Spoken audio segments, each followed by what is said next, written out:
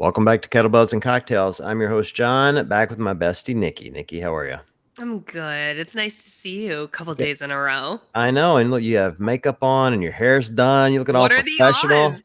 This is not how we normally record at like 9 p.m. after I've like wrestled a toddler to bed and just barely surviving, hanging on by a string. Well, yeah, where this is earlier in the day for us. Normally, we're both just exhausted from the end of the day. So, yeah, you look great. Thank you. As you always do. You always Of do, course. Nikki. Of course. Well, I think we got a really interesting show tonight. So we've got Dave Rempel with us, who is a master's athlete in my division. I'm gonna let you guys look up, see how bad he beat me in the open, but you're going to have to look a long way to find me and real short to find his scores.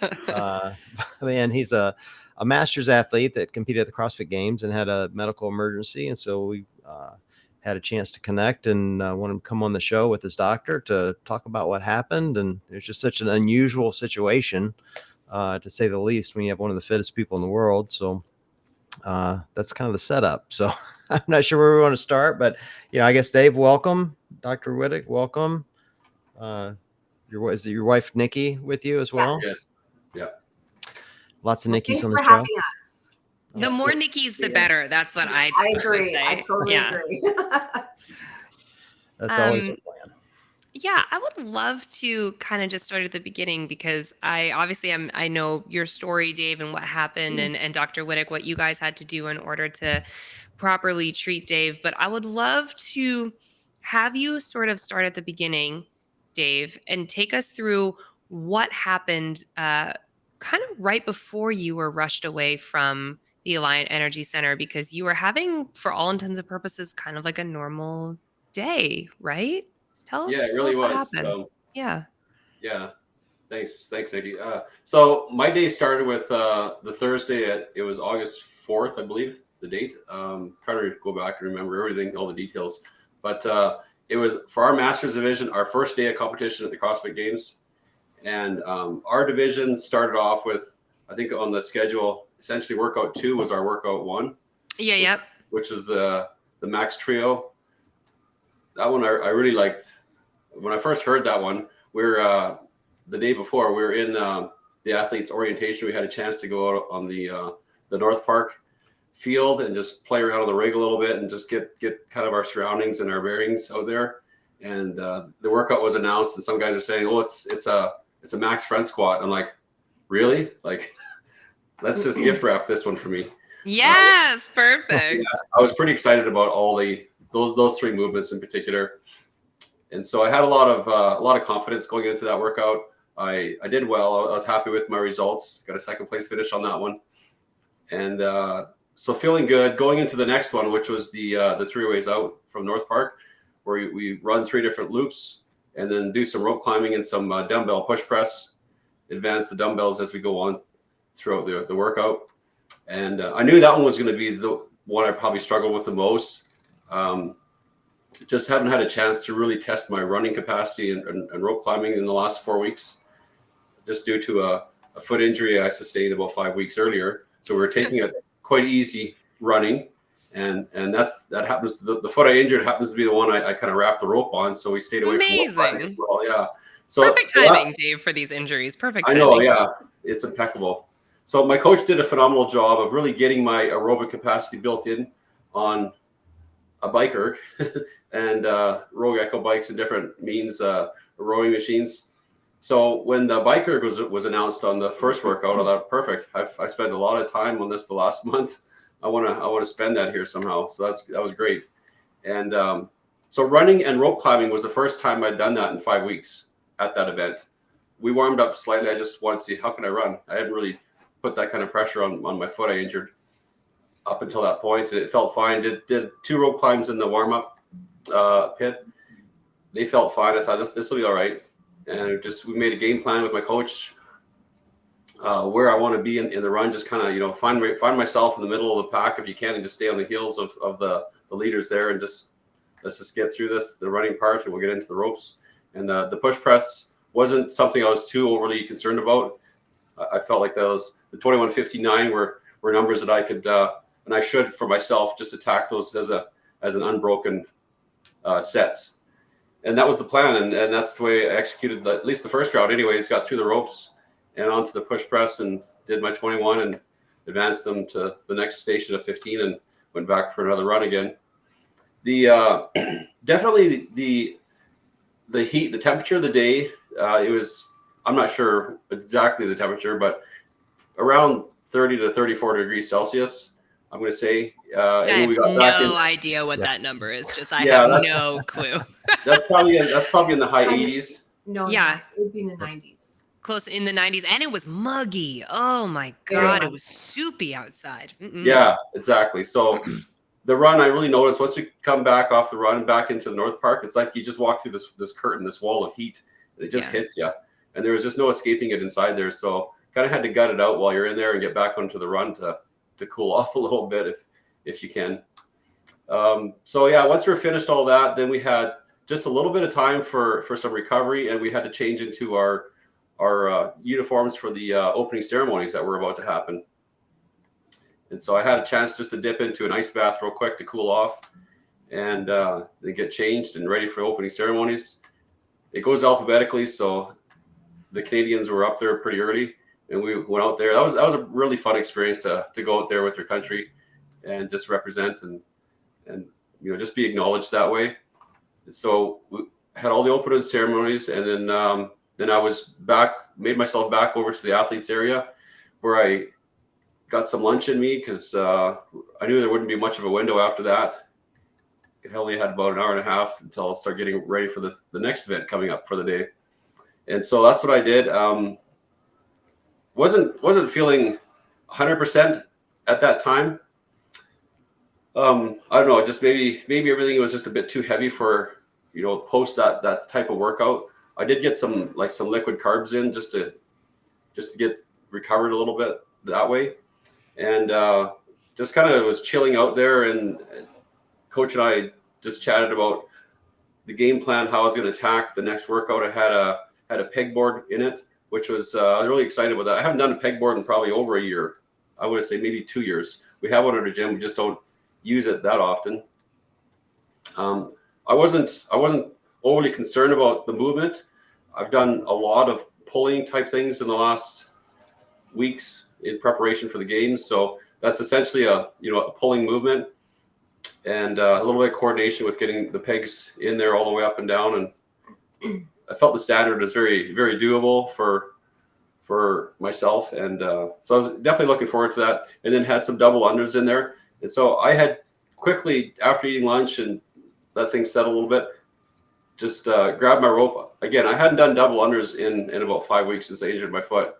And so I thought, oh, let's see how this goes. And the coordination wasn't quite there. I thought, that's odd. I'm a little bit off on those. That might have been the first sign of something happening.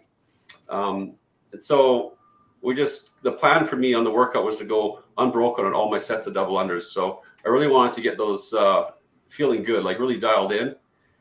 And I just remember thinking, oh, let's feel a little bit off. And my coach was like, let's go over and we'll get some blood flow and hop on an air bike, and we'll just do that. So I made my way back around in the building to the other side where there's all the equipment. And on my way over there, I had my rope, my skipping rope in my hand. It had fallen out. Is where I just kind of lost my grip. No big deal. I picked it up and I kept on going, and it happened again. I thought, why can't I hold on to this rope? And I turned around, I kind of stubbed my foot on a little rubber mat that was in that area, and kind of stumbled a little bit. One of my competitors was there. He's like, hey, Dave, are you all right? And I remember saying, kind of slurring my speech. Yeah, I'm fine. I just kind of stumbled on this. No big deal. And that's really what I thought. It wasn't a big deal. But yet at the same time, as I'm trying to communicate to him, I realized, why am I slurring? It's like I just tipped too many back or something. But that wasn't the case. I knew that'd be very detrimental to my workout. But yeah, and then at the same time, my coach had come over, and he had recognized in me, like, he knows me quite well. Obviously, we spent a lot of time together, and he had called the CrossFit medical team over, and they quickly came over there and doing their own assessments and stuff. And I think it was around then that the first time I'd heard a word stroke come up, and I thought, that's odd. No, I'm just feeling a little bit lightheaded. That's all. Yeah, like you guys, I did like 70 workouts today, and it's 100 degrees out. Of course, I'm gonna not be 1,000% on my game. Of course. Exactly. Yeah. we kind of almost trained for this, right? Yeah, of course. Yeah. So yeah, maybe I wasn't feeling 100%, but it wasn't anything out of the ordinary for me.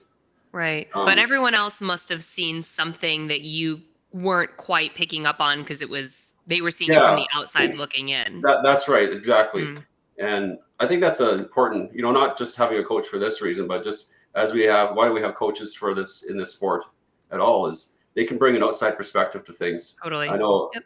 in going through John, you talked about the qualifications to get all the way up here. Yeah. Between the open and quarterfinals and semifinals, my coach Ernie and I, we just worked together. It was so fun. It was like just a well-oiled machine. Him analyzing the workouts and breaking them down into their elements. Okay, we're gonna go. I want you to push it really hard here. Once you get through that stage of it, we're gonna take a 10-second break.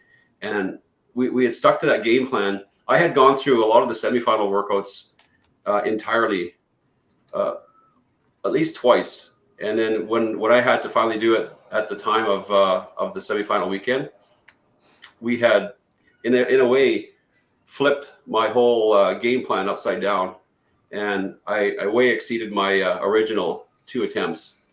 It gone so well, and it was just so much fun doing that, because I think mostly for my coach, I was so happy for him. Like he absolutely nailed the strategy for myself on those workouts, and it just hit it out of the park. Like he said, I'm going to tell you when to stop. I'm going to tell you when to go. Just stick to that plan. That's all I did. And So you were really primed, Dave. Like you had a great qualifying season. You had gotten to games. You had, already done a couple. You'd already been doing better than you thought. You were running, which you hadn't done in a while. You had that front squat handed to you on a silver platter. And then all of a sudden here you are having this sort of medical emergency, and people are realizing, look, Dave's not okay. Like something's going on. So what was the catalyst? Like what was the moment like where the medical team was like, let's get this guy out of here on an ambulance? What happened? It was very quickly. I think Dr. Witek could speak to that. How quickly from time of incident to time I was in the hospital there at St. Mary's, getting assessed again and into surgery. It all happened so quick. Again, I'm kind of oblivious to it all, not realizing that I'm even having a stroke, let alone is this even fast? Is this a quick response or not? Right. So Dr. Witek, this real fit older gentleman shows up at your doorstep, and I'm wondering, like, you guys know what's going on in Madison. The CrossFit Games are there. We come every year, and there's a whole bunch of really fit, hungry people that descend on the city all at once. Impossible to get into a reservation anywhere the entire week of games. I'm just throwing that out there. And so what was sort of your plan of attack or your protocol when Dave is wheeled in?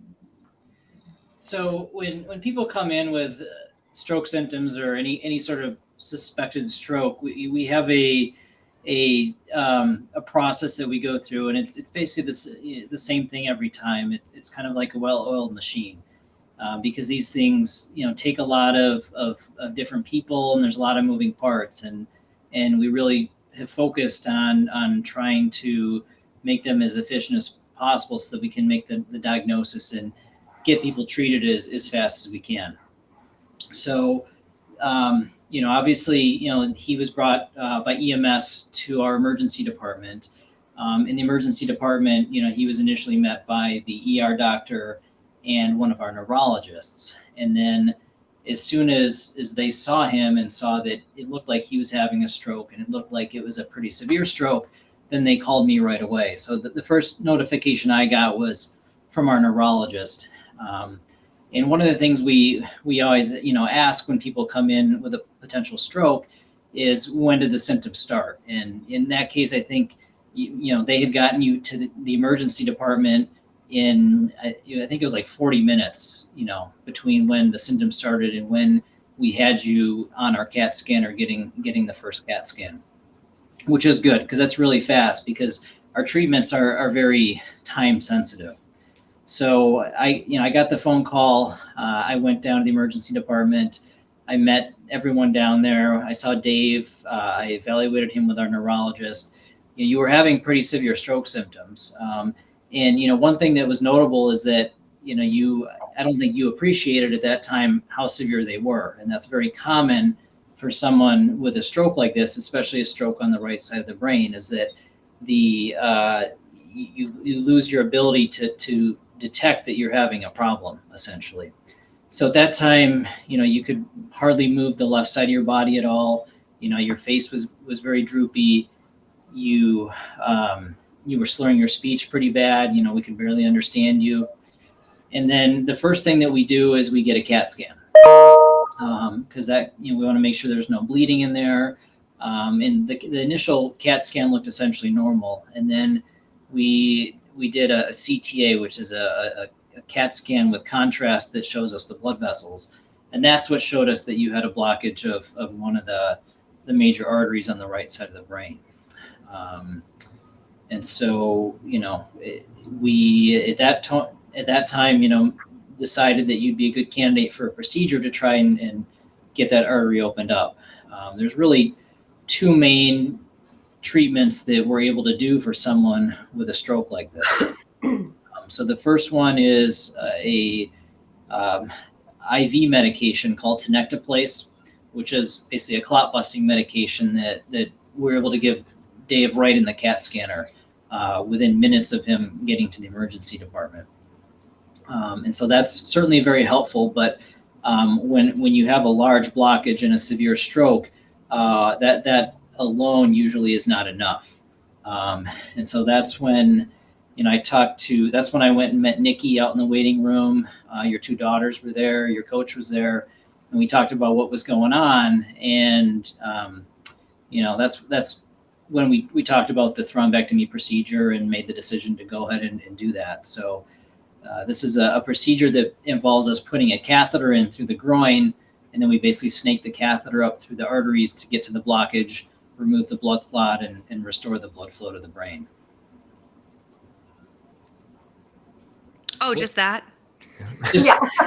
Yeah, when you say it that way, it's like, yes, this procedure, and we just did it, and it's all set. But I know, unfortunately, from personal experience, because my father had a very large stroke a few years back, survived and is doing great. But I know the difficulty, the threading the needle, so to speak, when it comes to a procedure like that. That is something that you needed all the time in the world for, and all the patience and accuracy in the world for, and for it to go right, like a lot had to happen. Isn't that right?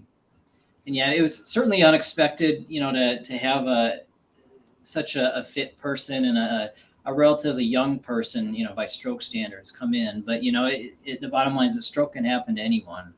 We certainly, weren't expecting, a stroke to come in, because of the CrossFit Games. Madison, we have a lot of kind of social and sporting events and stuff, throughout the year. In May we have something called Bratfest, where people, sit around and eat brats and drink beer, and those are the kind of things where you expect, people to come in with a stroke after something like that. But the bottom line is, if you ever notice someone that's having stroke symptoms, call 911.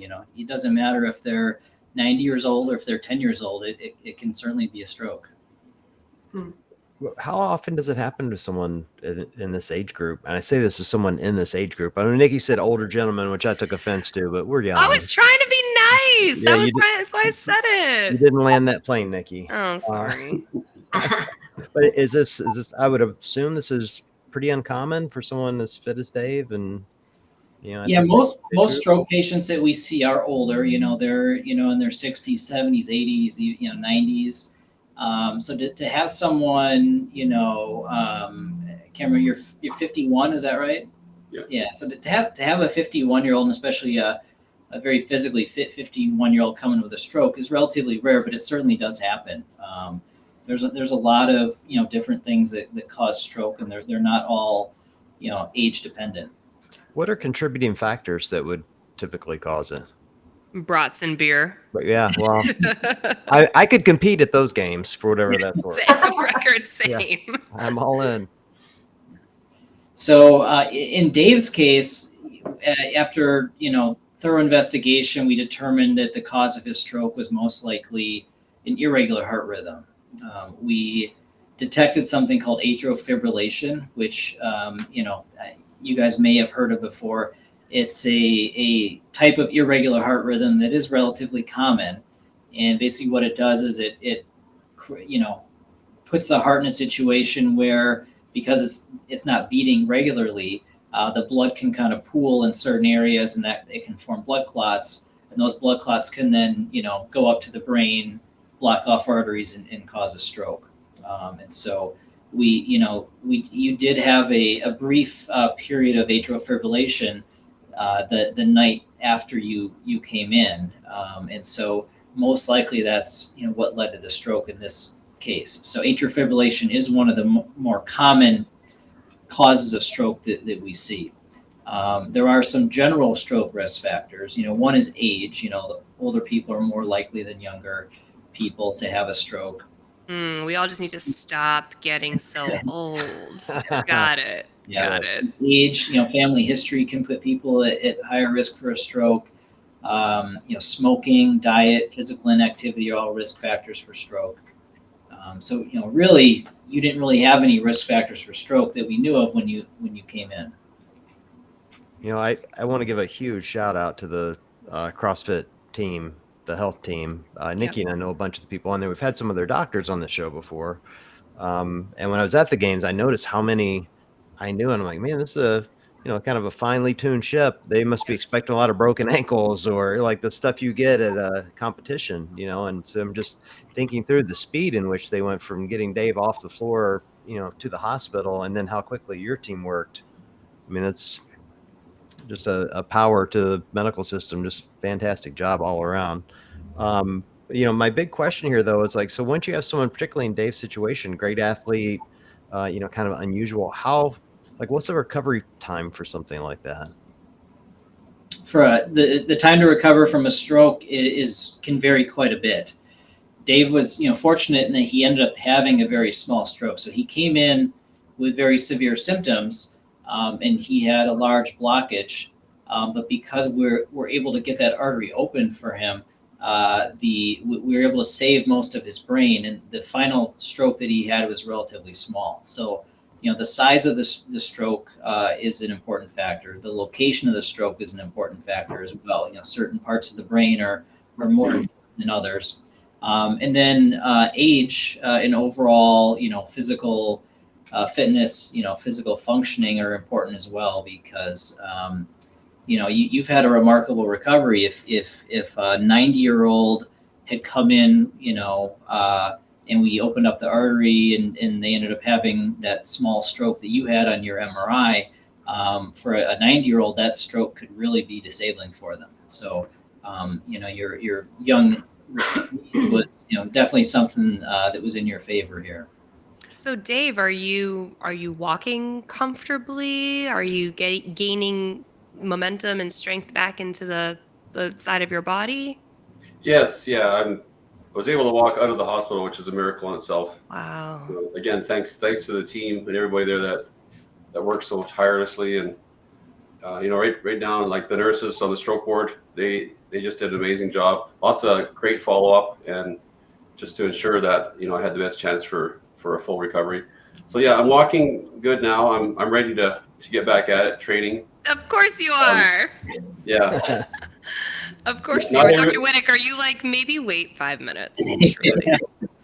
Yeah, I wouldn't jump right back into it. I think you're going to want to ease back into things gradually here. Yeah. Can you give him a doctor's note to his coach so he doesn't have to ride the assault bike for a year? Could you do that? That would be great. What's the assault bike? Don't ask. Just don't ask. Yeah. Don't ask. Exactly as it sounds. It's exactly what it sounds like. So if you knew what it was, you might have considered it a contributing factor to all this. Let me just it's entirely possible. Yeah. So I know that strokes are so variable, and people are variable in how they react to it. But are we going to do some like AFib treatment and figuring out how to live and get back to training and stuff with a high heart rate, all those things that maybe are a little bit strange when it comes to recovering from a stroke? Is that on the docket for you, Dave? Yeah, for sure. So they're able to give me some medication for the AFib, so we can work on that, and of course some blood thinners. And as we come back, we've come back home to Canada here now. I'm getting into some local doctors, Yep. the specialists here next week. I'm going to see, and then we're going to start, the whole kind of assessment and treatment plan moving forward. So as the team at St. Mary's, they can hand over that information up to the local specialists here. They can take over and continue on the treatment that's already been started. So we can make a game plan from there as to what I need to do moving forward. And, just with continued assessments and probably blood work and so on. Yeah. And Nicky, how's your family? Because this is not just something that Dave went through, right? Like, this is what nobody signed up for this. You all traveled internationally. You got to Madison. You were excited to cheer him on. And then the next thing you know, you're in the hospital. You and your daughters were there too. Is that correct? Like, how is your family recovering? There's so many, we're so grateful for what happened. Also so disappointed because of what I do for work and I travel a lot. It's been really hard for me to ever go with Dave and see any big competitions. This was the first one I got to go to. Of course. And so we were so excited for me to be able to experience it. And, I have girls, they're all adults. And I'm just so grateful that they were there with us. One of them wasn't. One of them was back at home. She couldn't get more time off of work. But, we're all so grateful that he's still here. He's the one boy amongst a lot of girls around here. And his girls think the world of him, and he's the most wonderful dad. And so it was really hard on them. He's been one of those very active dads in their lives. And so it was, we were feeling the hole that could have been, but we're so grateful that, that's not, and, everybody's doing great here at home. They're all back to work. They all check in on him, how's dad doing today? And, they're all around here at nighttime. So he's got lots of hens in the house to tell him what to do. He's trying to, he was in the backyard the other night doing a fun little video, and he wanted to put weights on his bar, and his 3 girls were like in there, like, don't you dare. So that's why he goes to CrossFit. He's just trying to get out of the house. Oh, totally. Right. Understood. I totally get it. Yeah, you're right. It's crazy to think about what might have been, and I'm so glad that we're all on this Zoom call having this conversation, because it's a testament to Dave, you trying to be just the healthiest that you possibly can be for yourself and for your family, and Dr. Witek, your team, just lightning speed and doing all the complicated procedures because it's worth it. And like John, you said, the games medical staff, because unfortunately this year there were kind of a number of freak crazy medical emergencies between the Emily Rolfe thing and Dave, what happened to you? And that's just on top of the regular, like, this is a athletic competition and people getting hurt, rolling ankles and doing heat stroke or whatever. It just, every little thing had to line up perfectly for this to go well, and it seems like this is the best possible outcome. So I'm so glad we could all be on the Zoom call to share this moment. You guys, could have been real bad, could have been really bad. Yeah, I'm sure the CrossFit medical team is like thinking, let's not have a year like that again. You show up next year and they're like, oh, Dave's here, everybody, Dave's here. Keep an eye on that 10. guy. Well, I hope to see you there next year, Dave. I want to come watch you do. I'm going to certainly watch for your name on the leaderboard in February, and see you beat me by another 700 or 800 positions. We'll see how that goes.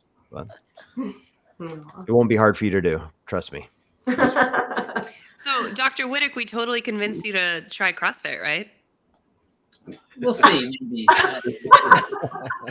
After everything you've seen, you weren't like, this gentleman, pinnacle of fitness. I should totally step into a CrossFit gym.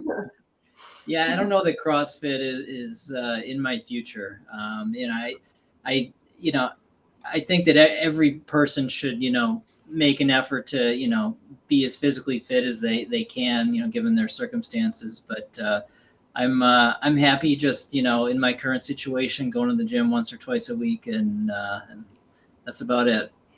Same girl, same. That's basically where I'm at these days. Well, we appreciate you guys joining us and telling the story. I think it's Yeah. certainly something people need to hear. Dave, keep doing what you're doing, man. You know, for me, like I've listened to this whole story and thinking what a miracle it is, and the power of CrossFit that you went into that hospital so physically fit, they could rule a lot of stuff out for you very quickly, I'm sure. And just a testament to how the program we all love works. And, you know, I'm just happy to see you're pulling through this quick. So, Thanks so And- much, John. And I just want to echo what you said, you know, just to the CrossFit community, the CrossFit Games, they've reached out. They've just been amazing throughout all of this, just to ensure that we had, you know, all of our needs looked after. It was, we had to extend our stay from when we originally booked, and you know, there were some flight adjustments and so on. So, but CrossFit has just been following up continually with us. They've done amazing. I've had a lot of people reach out, tons of people. That's been honestly the most overwhelming. You just never know who you've impacted in your day-to-day stuff. Like, just, I feel like, well, people I don't normally talk to at all, they just reached out and just say, hey, I'm praying for you, just hoping everything goes well. And so that's just been all the messages have been very touching. And it's just been an amazing community. Can't say enough about you know, that side of what we've experienced. I think that's the power of CrossFit and the power of the community, why we all love it so much. You know, Nicky and I talk about it on there all the time, that, you know, the games are fun and watching people do, you know, amazing feats are always cool, but it's always the community that we come back to. Yeah, everyone's cheering everybody on. Yep. It's phenomenal. Always. It's great. It only took 11 years for me to fall in love with CrossFit, but this is what it took for me to fall in love with CrossFit. Oh, It kind of stole my yay! husband for a lot of years. There you go. Yeah, no, it's a full-time commitment to get as good as you have to be to make it to the games. So yeah, I'm glad that they could show up when it really mattered. And you are right too, Dave, in that like the folks who staff HQ and the folks who put on the games, it does not go past them how much of a dedication and commitment the athletes are pouring into this in order to make it happen. So I'm glad that they are properly following up with you as they should, because you're one of theirs, you're one of their babies. And HQ really does care about the athletes a lot. It's important. Yeah, no, we really felt that for sure, without a doubt. That's great to hear. Well, guys, thanks so much for joining. We appreciate you guys coming on and telling the story. And Dr. Witek, I'm sure you're crazy busy at the hospital, but it sounds like you guys just do amazing work. So thank you for the lives you're saving each and every day. You're welcome. Thanks for having us on. All right. Yeah. Nicky, great seeing you in makeup, as always. As never, you mean. As never. And for everyone listening, we appreciate you guys joining the show, and we will chat with you guys soon. All right. Thank you. Thanks very much. All right. Thanks.